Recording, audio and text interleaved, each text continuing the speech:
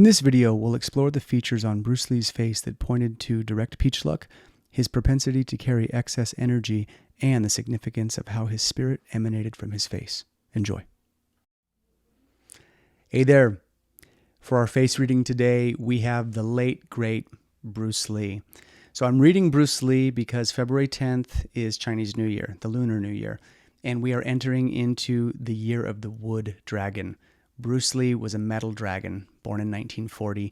And so I'm not an astrologer. We're not going to do any kind of deep dive into astrology. I don't know enough about it. And the reason I'm doing this, though, is because collectively dragons, okay, the people that carry that sign, the dragon sign, are said to carry a lot of yang. So on the Chinese zodiac calendar, for what it's worth, the dragon is said to be the utmost yang animal on that system. The utmost yin is the rooster. The rooster is actually the phoenix hiding. So the rooster is basically like a hidden phoenix because yin hides, like nighttime is dark and is, concealing. Daytime, yang is bright and seen. So the dragon is like the utmost seen yang, and the rooster is the utmost hidden yin, which is actually the phoenix. So that being said, the reason I mention this is because Bruce Lee's life was characterized by a lot of yang, and his face reflects this. So we're going to talk about some of the key features that I saw on his face that stood out to me, the elements that were dominant, and also about his life force expression, his jing, how it expressed, because he died young. He died at 32, and it was from, I believe it was an aneurysm in the brain or something along those lines. It was some kind of vasculature disruption or problem in the brain, and I want to talk about that a little bit because there are some connections in Chinese medicine that are worth thinking about. And I also want to tread lightly because Bruce Lee was a very powerful human being, and I have the utmost respect for him. He's one of my heroes, so I just want to approach it respectfully too whenever we're talking about someone who has already passed. So with all of that being said, let's talk about the features that were most dominant to me. So when I look at his face, he has direct peach luck, and direct peach luck is characterized by someone who has a penetrating gaze. When they look at you, it feels like they're looking at you and you're being completely seen. And it feels like there's a slightly penetrating gaze, but it doesn't penetrate or cut through you, but it's going into you. And they look directly at you. And when they deliver a message, it's very clear. It's very direct. And it has kind of a firm edge to it. And if you look at Bruce Lee, when he talked in his videos, how he delivered his message, he was deeply philosophical. He'd read thousands of books, developed his own martial arts system, Jeet Kune Do, the way of the intercepting fist. So Bruce Lee was a genius, in a lot of ways, kinesthetically and philosophically. And he had this direct peach luck, though. And there's a clip here, a very famous clip, where he talks about being like water. And be water, my friend. And he talks about this, and when he does this, when he says it, you can see the direct peach luck coming out. So I'm going to play that clip real quick, and I just want you to give it a once-over and just check this out. Be formless, shapeless, like water. Now you put water into a cup, it becomes the cup. You put water into a bottle, it becomes the bottle. You put it in a teapot, it becomes the teapot. Now water can flow, or it can crash. Be water, my friend. So that's direct peach luck. It's that persuasive, direct, penetrating type of speech. And so he had this, his face had this, and there's something that's very powerful about those 5 different types of luck. We're not going to go into all of them today, but this one relates to the wood element. So it's direct. So that's a lucky component, a lucky style of luck that he carried in spades. Now, also, he had something called significant shen. Significant shen is basically the people who have this light, or there's a look that comes out of the face that's very memorable. We want to look at it. It's hard to look away from. They are captivating. They are mesmerizing. And Bruce Lee had this. When he came onto the movie scene, people were just so drawn to him. He was, for one, very handsome, very good looking. But in addition to that, there was an integrity to his face, and there was a seriousness to his face, and there was a martial spirit that people could feel. And, I've trained martial arts for most of my life in some capacity. I've been around it informally in my youth and then formally through much of my life. Now I teach Tai Chi, which is, a soft internal martial art, but I don't teach it that way. I teach mainly from the health perspective. But the point is, when you've been around a lot of martial artists, when you've been around people who are equipped to fight, they have a look. There's something that's real about them. There's an implied contained violence to a certain degree that they can unleash hell if they need to, but the good ones, the ones that are well-tempered, don't. And this is where Bruce Lee shined. He had that edge and, could obviously probably whoop the ass of pretty much anyone he came across for the most part, but also was very humble, very respectful, but also very firm. And that's all that wood energy. And we see that wood energy show up in his face through the jawline. So if you look at his face, he's got a really cut, well-chiseled jaw, which is a wood feature. He's also got these really thick, bushy eyebrows. So when we see these big, thick, bushy eyebrows, that's the foliage of the tree, right? We want to think of the jawline as the root system of the wood element, and the eyebrows are the foliage or the tops of the trees. And he had both of these, which means a lot of wood energy. Now, what's kind of interesting about his face is also he's got quite a bit of metal, which he's got these big open spaces, right? Broad open with not a lot of interruption. So metal is characterized by cleanliness of space, cleanliness of thought. It's about making our spaces beautiful and having beauty in our environments, whether that's through beauty through expression, things like dance and movement, or artwork or creative things in any capacity. So creativity and the metal element are very closely related. And so we see that, his art was obviously martial arts, and he had a lot of this energy, a lot of this creative capacity, where he developed his own martial arts system, the way of the intercepting fist, called Jeet Kune Do. So he had a very open, rangy mind, and you can see this also in his forehead. So he had a nice, big, clean, open forehead. A forehead like his is, what they would call an intuitive forehead, and he's also got, kind of a prominent brow bone, which is also a wood feature. So he had a lot of this, but when we see a lot of metal and we see a lot of wood, which he had both of, this is also technically a conflicting elemental rhythm to a certain degree because metal destroys wood. So the terrain of his face is a lot of metal, big open broad spaces with really strong wood features, which means there's a certain degree of metal chopping wood through his life. Now, people that have these features, does it mean that they're all going to die young? No, it doesn't. That's not the way to think about it. But you want to look at the theory within face reading and then look at how a person's life has unfolded and try to connect dots. That's how you learn.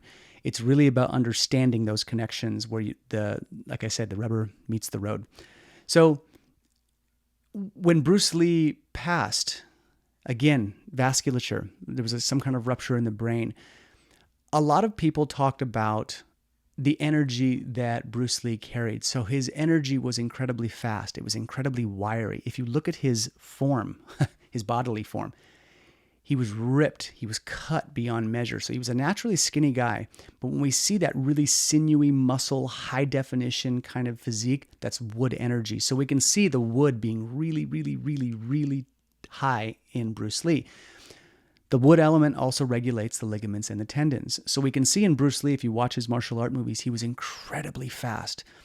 When he was on TV, they had to slow down his strikes and his kicks and the things he did. They actually had to slow down the film because it was so fast the film wouldn't pick it up.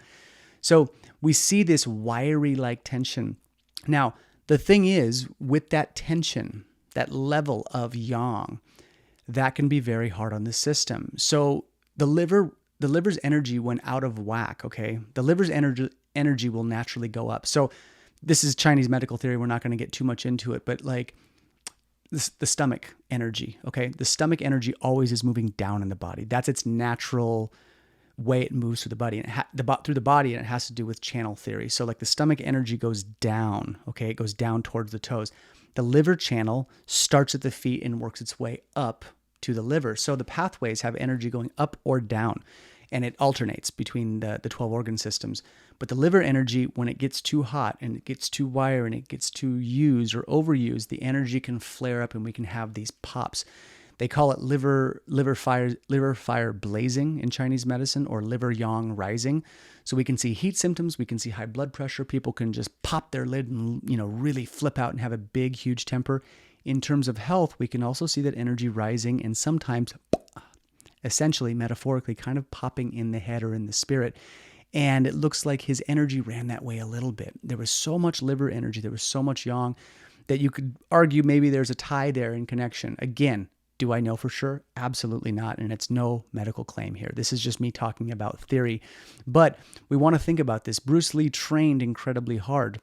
And so when we see these features on his face, lots of yang, bright shen, heavy wood energy with lots of metal, he was able to chisel and carve his body incredibly well. But also, I think there was a taxation in that process. He trained so vigorously and so tightly that this can actually cause depletion in the life force. And the reason is, in Chinese medical theory, okay, like I teach Qigong every week. I have an online class and I have live classes. I also teach Tai Chi. Had students for like 7 or 8 years now.